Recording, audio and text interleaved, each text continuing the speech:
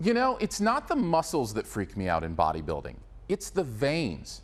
Aren't they supposed to be further inside the body than that? Generation Iron is a bodybuilding documentary brought to you by the same producers who did Pumping Iron several years ago. It follows several Mr. Olympia hopefuls as they prepare and compete for the granddaddy of all muscle-bound spectacles.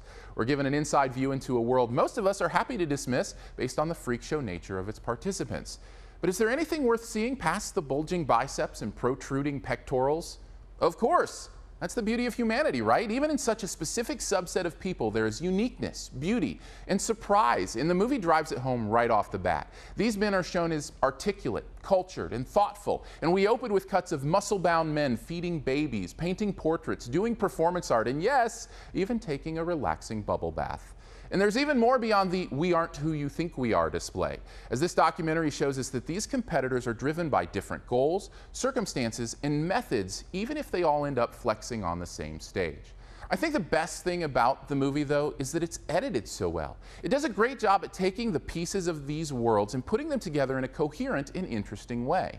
It's also extremely educational, and I walked out feeling like I knew more about the sport of bodybuilding than I ever thought I would.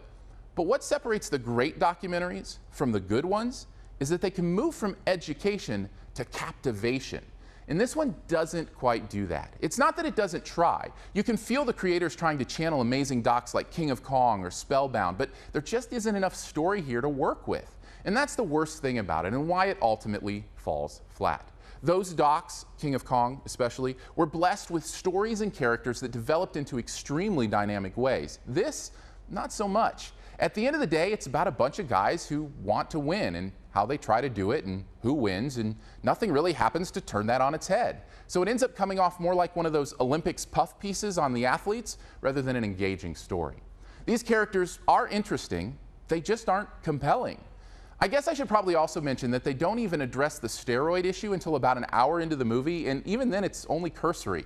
It's as if they just wanted to throw out a, "hey, everybody does it and we aren't sure what the big deal is" to the audience.